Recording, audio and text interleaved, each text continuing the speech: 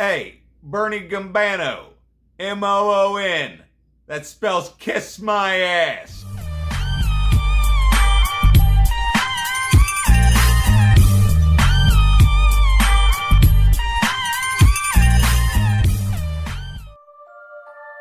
It's Drewski McGillicuddy's The Stand miniseries review.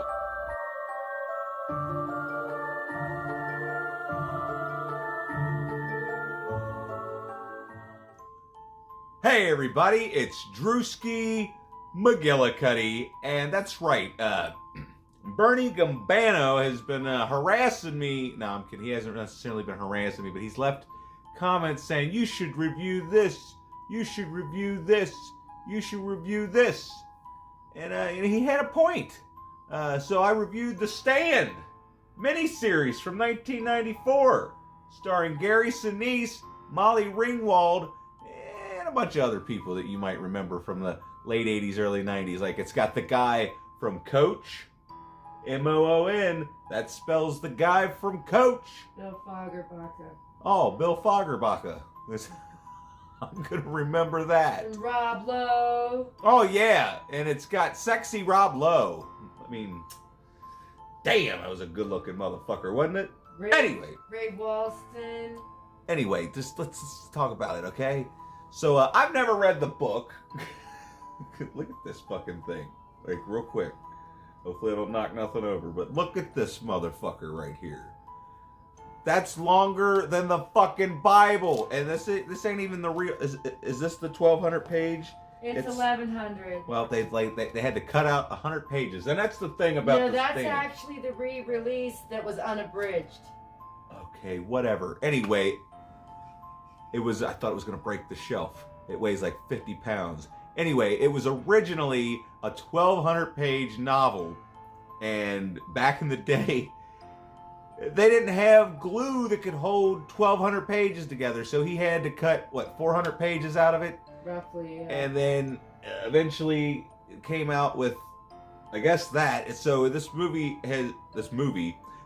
has been through many cuts, as well as the miniseries was cut down to, I don't know, there was like so many pages and stuff that had to be cut out for the TV that were added back in the DVD release for something that came out in 1994 that was made for television.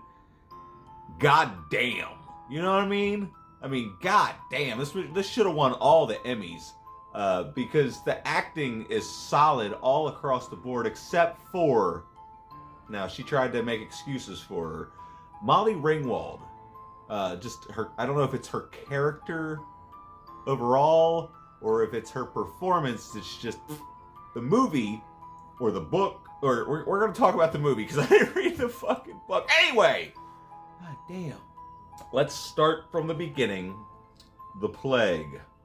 Okay, the plague starts out, there's this guy and he's guarding this chain link fence, and he gets a message to shut the fence because the virus is out of containment and it's going to seep through, and it's an airborne virus, so if they shut this fence, they can stop it from spreading. It was a security breach, and they didn't want anyone leaving the compound. Oh, they didn't want anybody leaving the compound. So the guy that's in charge of shutting the gate goes and gets his family and gets the fuck up out of there. But little do they know, they're a little too late and they're already sick. But they basically, he's supposed to shut the gate, leaves the gate open, and escapes with his family. And what part of Texas was it? They go to Texas. They're in Texas. Arland? That's not right. That's where King of the Hill lives.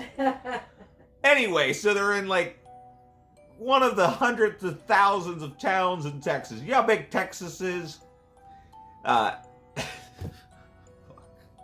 So they're driving along, and then they crash into this gas station where Gary Sinise and his buddies are sitting there having a beer on a Tuesday night, and they come out and they find out these people are sick, and little do they know that right then all of them became infected, except Gary Sinise is immune to this disease.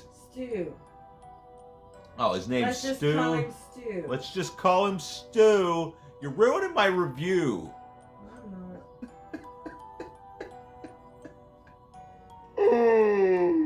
anyway, so Stu is the only one that doesn't get sick. Okay?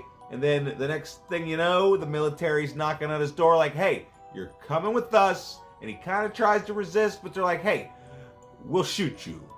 And they're going around shooting people. Like, the military tries to contain this thing before it gets out of control, but they were a little too late, and it's kind of spreading. And people are starting to worry because the hospitals are filling up with people, but the military is still trying to say this is a big hoax. I don't have the flu, you don't have the flu, so this can't be real. They're basically trying to cover it up. And Ed Harris plays this general or whatever, and he's telling everybody, yeah, I don't know what you're talking about. There ain't no super flu. What are you... God damn it, I hit myself in the knee. Anyway, what the hell was I even talking about? So next we meet Larry. We go to New York City with some of the fucking best music I've ever heard in my life. I don't know if I could find the clip. Is that his music? Yes. Like, he performed this song for this movie? Because aside from this song, this movie actually does have a rather good soundtrack to it. Aside from some of the score, which most of the score is like a steel guitar, and it's kind of cool. But then later on in the movie, it kind of there's a couple obvious made for TV themes in this movie, and there's a couple of things in it. It's like obvious that it's made for TV, but for the most part, especially if you haven't seen this, I don't know what somebody that had never seen it, like watching it for the first time, especially if they didn't watch it back in the 90s like I did, because that's what I really wanted to start out with, was talking about my experience and watching it in the 90s. And this is one of those movies when you were sick and you stayed home from school, this is the kind of movie you watched. Because I've seen this movie way more times than, you know, is kind of reasonable, because like this was one that I absolutely loved as a kid, and I hadn't seen it in I don't know how long. So, you know, I'm kind of glad he recommended this, even though I got this guy at work that won't leave me alone about reviewing Back to the Future. And then there's these things I got to review for John Stanton. But no, here I am watching a fucking 6-hour miniseries for some guy that I don't even know. I wanted you to. Oh, Sarah wanted to watch it. Even though the Blu-ray's coming out September 24th.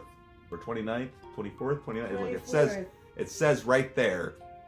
And not to spoil my rating for this movie, but you better go out and buy that shit, especially if you ain't never seen this. You ain't never seen this. This is probably, like, not to, you know, blow the load at the beginning of the video. This is the beginning of the middle of the video. I don't know what I'm talking about anymore.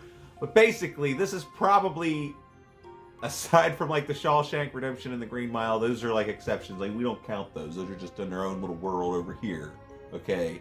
Frank Darabont, he don't fuck around.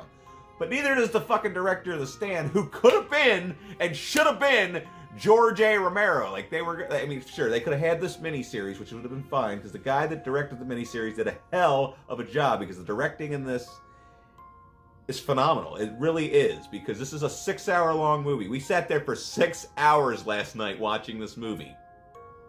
Or miniseries, whatever you want to call it. And I didn't feel like I was sitting there for 6 hours. Now, at the 5-hour mark, yeah, I was...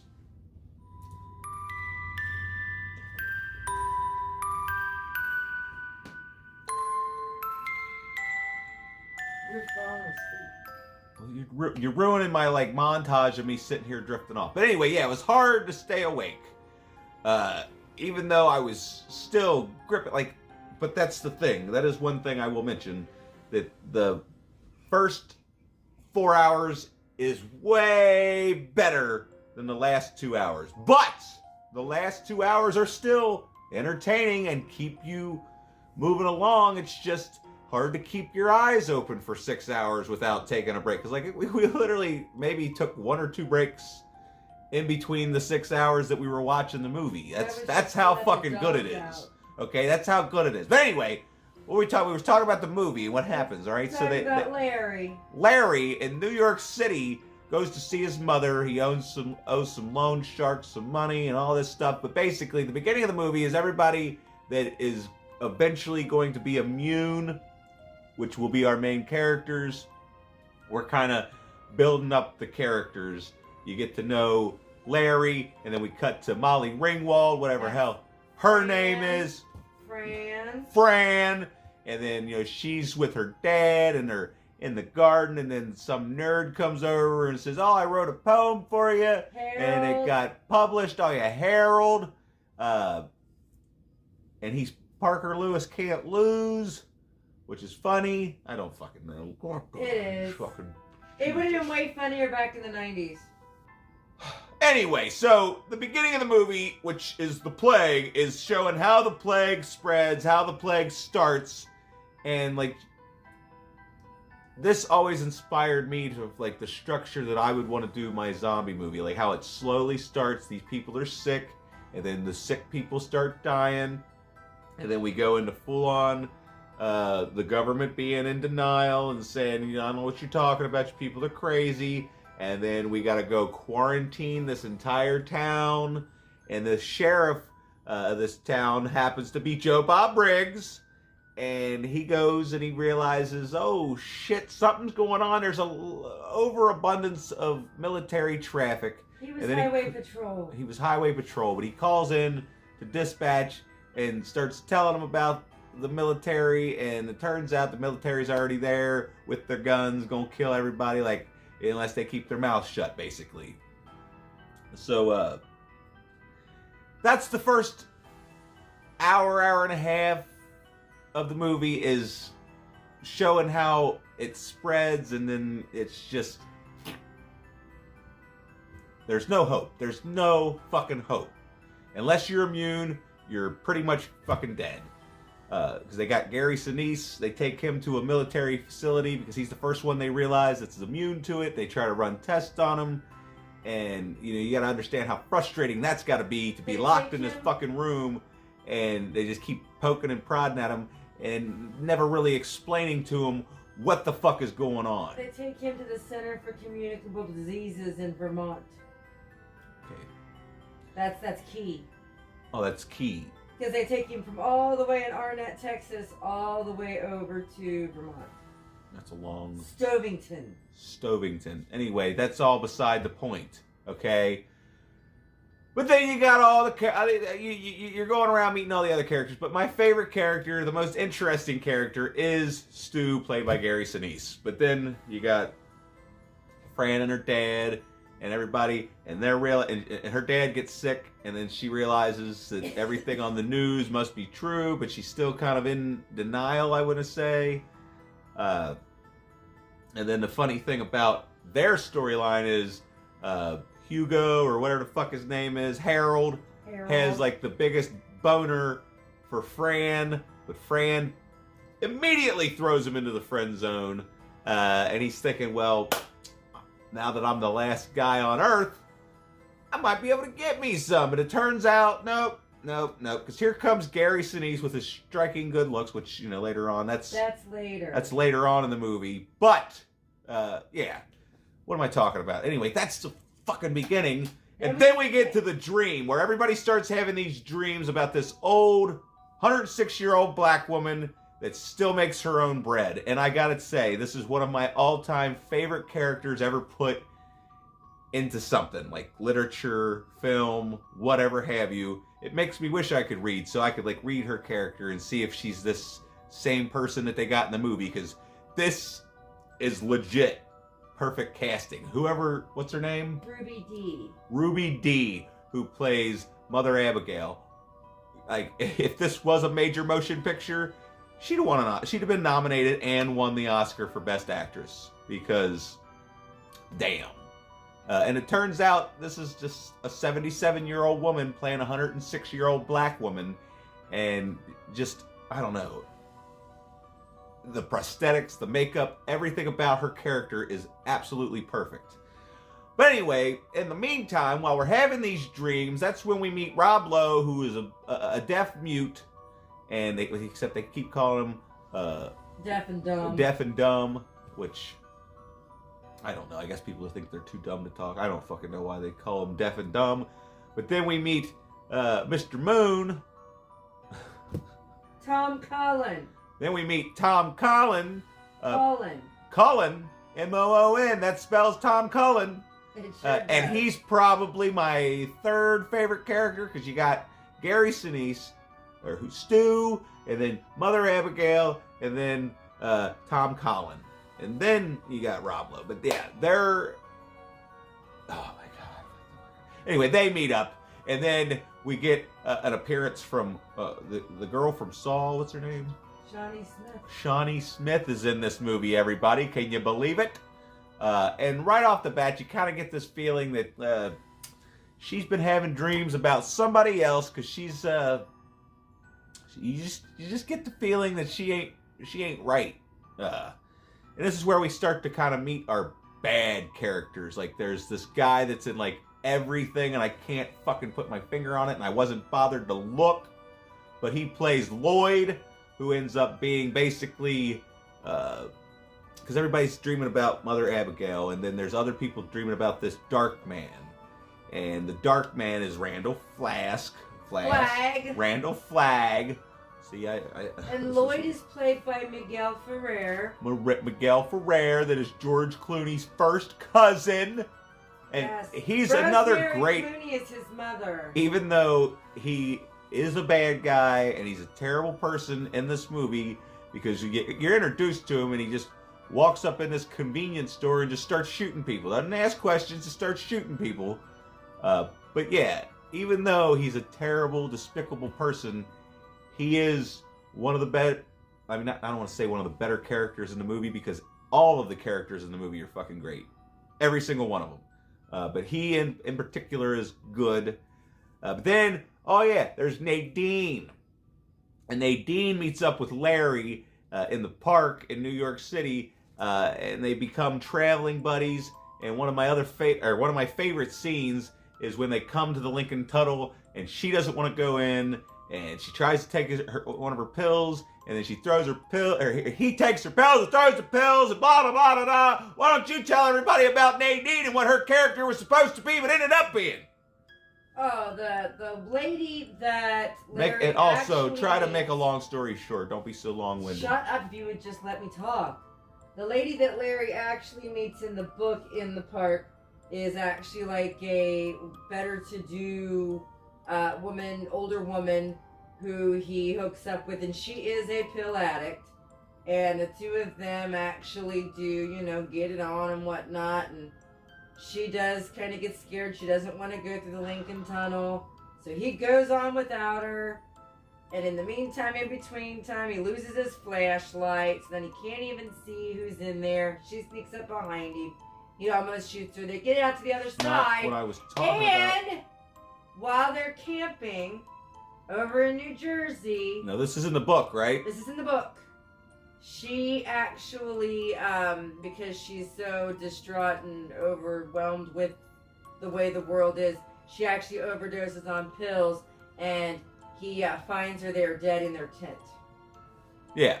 So unlike him and Nadine, who almost get it on in the tent, and he wakes up and finds her gone. and that's the thing about Nadine and what's his name, Larry? Larry. Anyway, Nadine and Larry, they're like, they start getting hot and heavy, but she cannot, be with him because she has promised herself to Randall Flagg. But little does she know that it's not going to be as fun as she thinks it's going to be when she finally does get there. But that's like fucking 4 hours from now. She doesn't actually promise herself to Randall She just Flagg. keeps dreaming that, she better save it or there's going to be chosen. heck to pay. She's been chosen. Anyway, Randall Flagg is the guy that brings the rats to the corn. Okay, because they'll be dreaming about Mother Abigail, and then all of a sudden it'll turn scary, and there's rats in the corn, and then he'll be standing out there with his red glowing eyes. Now let's talk about Randall Flagg, because like I said, how much I love Mother Abigail. If I were to have a gripe with this movie at all, aside from the fact that it's fucking full screen, which fucking pisses me the fuck off, but it was made for TV, so what am I going to do? Because the funny thing is, back then, I hated widescreen. It's like, what are you cutting off the top and the bottom of the movie for? But now that I'm a well-adjusted adult, I understand that full screen has been cutting off the side and zooming in everything. Anyway, don't worry about that. What was I talking about? Randall Flagg. See, it's a shame Matthew McConaughey wasn't, older back then, because even though The Dark Tower was a big fucking disappointment, I think Matthew McConaughey did a great job playing Randall Flagg. Well, he played this guy doesn't do a terrible job playing Randall Flagg. It's just I don't like whoever this guy is. He's very... I mean, what the fuck is he wearing? Can we get some pictures of this fucking guy in his goddamn redneck tuxedo? What the fuck? I mean, sure, it's nice to have a nice pair of Levi's, but you couldn't have got like a pair of black Levi's? No, that's... Maybe some black denim jackets? He looks the way he's supposed to in the book. Oh, why they call him the Dark Man, or why is he the Man in Black? I always hear about Randall Flagg being dressed in black, yet in this, he's wearing a mullet and a fucking redneck tuxedo! Because Randall Flagg goes by many names. Oh, okay, whatever. But that's beside the point. The other thing that bothers me about Randall Flagg is, okay, I get it. It was 1994, and, like, the CGI... Like, they used CGI to transition him from this goofy-looking hillbilly into this goofy-looking hillbilly demon thing. And the demon thing didn't necessarily look that terrible, but it's the transition and the fact that they used the CGI to transition it. It's like, why couldn't you have just used, like, whatever they used when they made the werewolf turn into the werewolf, like, just slowly somehow film you changing his face, like some kind of camera tricks instead of this god-awful fucking CGI that you knew this looked like shit back then. But aside from that, the movie's fucking great. There's the Trash Can Man that I completely forgot to talk about. He's one of the other bad people, and he's played by the guy that's in every fucking thing, too. He was in the remake of Dawn of the Dead. But he plays this guy who's obsessed with blowing shit up and starting fires. And he works for Randall Flagg. But basically, there's the dream sequences, which is the second half. And then there's a third half, which ends up being everybody meeting up and continuing their journey to Nebraska. Because they're all dreaming about the same old black lady, unless they're dreaming about Randall Flagg. So they gotta go across country. Where are they going to? Nebraska. Where at in Nebraska? I don't remember. Hemingford Home. Hemingford Home. Like, I'm supposed to remember that. But anyway, they got people over here, people over here, people down here, people over here. And they all get on motorcycles and they meet up in the middle, which the middle is Nebraska. And then they go from Nebraska to Colorado. And then they gotta work their way west. Because they got to go confront Randall Flagg, and then... And where is he gathering his people at? Las Vegas, Nevada. Surprise, and surprise.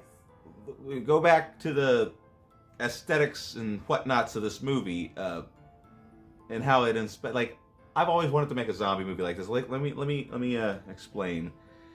Like, how they show the slow transition of the plague spreading, and then they show the aftermath and like the looting and the rioting and the way they show all of that, and then they show the aftermath of that because everybody's finally dead and there's just cars everywhere, traffic, dead people in cars, dead bodies everywhere, like literally dead bodies everywhere. And like, they kept their eye on the whole attention to detail, because at first it's just dead people. Like, there's a great montage at the very beginning of the movie when they're showing the plague opening up, where the people that were where the flu was being contained all got it right away, and they show all these dead people, and they look sick. But then as the movie goes along, as the months pass, they start to slowly shrivel and rot. And there's the one scene by the Lincoln Tunnel, like, because they're trying to get the hell out of New York City. He tells her, this place ain't gonna smell too good in about 2 weeks. 5 million rotting dead bodies. Anyway, blah, blah, blah, yada, yada, yada. They eventually meet up. And then Nadine, they call the third half the betrayal, because Nadine comes to where all the good people are.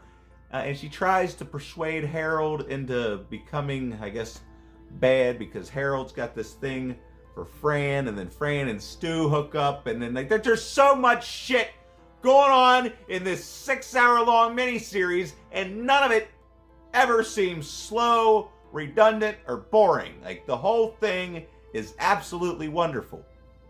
Now, towards the end, there are some things that are dated as fuck. Like the Hand of God, once you see that, but like, because basically, you know, they meet up, they do all this stuff, and then there's spies, there's this, there's that, and then they got to do the stand, which is the final act, and they have to venture from Colorado to Las Vegas with they choose 4 people to go do this stuff. I don't know. I give up. They have to go and stand true. They gotta go and stand true. But basically, what I'm getting at is, if you haven't seen the fucking Stand, the Blu-ray is coming out, and you better go buy that shit. Because I'm just gonna go ahead and give my rating and get the fuck out of here, because I can't sit here and talk about the Stand. I mean, I could literally sit here and talk about the Stand for hours upon hours, because there's 6 hours to talk about. Let's talk real fast about I can't talk about stuff after the rating. All of the stars, though. There's so many stars. There are so many people who either were stars, were getting ready to become stars. There's 4 cameos by directors. Yeah, we got John Landis, we got Tom Holland, we got Sam Raimi. Hell, even Stephen King plays a minor major role in the movie. He plays Teddy, doesn't he? Yeah. How about that? I remembered his name, and he's just like this minuscule little character. But yeah, like, the characters in this movie are fucking excellent. Just the setting and the whatever, like, when they show like the cities that are just abandoned and everybody's dead and everything. Like, I the only thing I have a problem with is elements of Randall Flagg. That's pretty much all I have a problem with. And then anything where they use CGI at all looks like complete garbage, but that's not the movie's fault. It was the 90s. And then the whole, it's full screen, formatted to fit your fucking television. Hopefully they format the fucking Blu-ray to fit my television now. Wouldn't that be fucking awesome? A widescreen version of the Stand.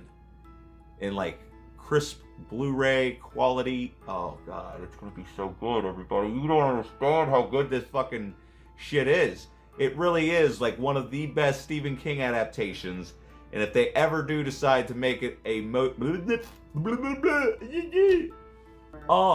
Abdul-Jabbar is in this movie. Is that even Kareem Abdul-Jabbar? That was Kareem Abdul-Jabbar, but no, Dr. Are you sure Dietz. it's Kareem Abdul-Jabbar? Abdul-Jabbar, yes. The Bring Out Your Dead guy was. But no, my favorite was Dr. Dietz. It's just gonna keep going on. It's just gonna keep going on. It is. Oh, Dr. Dietz. Yeah, the guy that they finally, because Gary Sinise is getting poked and prodded. Remember I was talking about that like 20 minutes ago? Well, the doctor finally comes in and talks to him, tries to kill him, and then we realize, oh my god, it's Bub. It was Bub. I was so excited. Anyway, like I said, maybe one of these days we'll do a fucking live stream. When the fucking Blu-ray comes out, maybe we'll watch it again and we will fucking live stream some motherfucking commentary for 6 hours. Or I don't fucking know. I have no idea what to do. This movie is so long, but it is so good, and I cannot stress enough how badly you need to see this if you haven't seen it. You think it was good? Fuck it. Okay? The Stand is where it's at. Like, I don't know. Like, you seriously don't understand. Like, as dated as it is, it still holds up for me. It's just as good as it was when I watched it as a kid.